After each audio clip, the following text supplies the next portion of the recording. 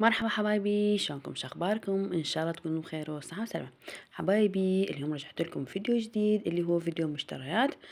طبعا حبيت اصور لكم وتستفادون منها.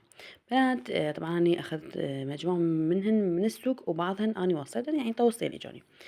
شوفوا بالبداية هذا السترة ويا التنورة. طبعا هذا أخذته توصيل. هذا سعره 35,000 أخذته. طبعا كان كلش موديله ترند وعجبني كلش يعني حبيته. وأيضا أخذته بلون الأحمر اللي مثل ما تشوفيتكم 3 قطع اللي هو السترة ويا الحزام ويا التنورة. هنا راح نكمل المشتريات الأخرى اللي هي طبعا أخذت بالبداية هذا الطوق ويا طبعا هاي اليدات مالت اليد. هاي يعني لما تستخدمين الكريمات على الوجه فتلبسين. هذا كان سعره 2000 دينار. هنا أخذت بنات هاي القراصات أيضا.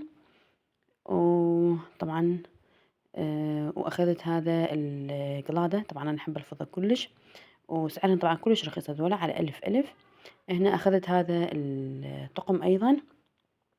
تكون 3 قطع من يعني تراتشي ويا القلادة ويا السوار أيضا على ألف. وأخذت هاي الحجابات اللي مثل تشوفوهن أيضا 4 ألوان. يعني هذول الطلعة. هنا بنات راح نكمل المشتريات أيضا. هنا شوفوا هاي الدشداش اللي أخذتها طبعا كلها تطريز بلون بنفسجي. طبعا حبيت أخذها يعني رمضانية فحبيت ألبسها يعني وقت رمضان يكون أيضا يعني أخذتها بشكل تطريز أو مثلا لما أروح قطار أو شي فألبسها. طبعا هذا كان سعره 10,000 دينار. هذا أخذته من السوق بهذا الشكل اللي تشوفوه.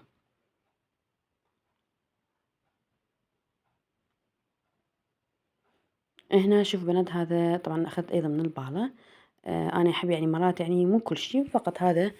أخذت طبعا ب5 كان سعره هو البيجامة القميص مالته. هذا القميص طبعا أنا رحمته ويا لون الفراولة. شوف الفراولة ويا البيجامة كلش متناسقة فنسقتهم يعني من هذا الزين فكان سعره 5000 دينار.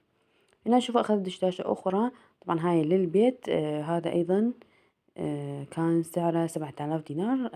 يعني يكون لونه كلش البنفسجي. هذا كان ما عندي صراحة فحبيت أخذ منه وعليه هذا التطريز اللي بالصدر فقط. راح نكمل بنات مشترياتنا اللي هو طبعا هذا أيضا أخذت توصيله. هذا كان سعره 25,000.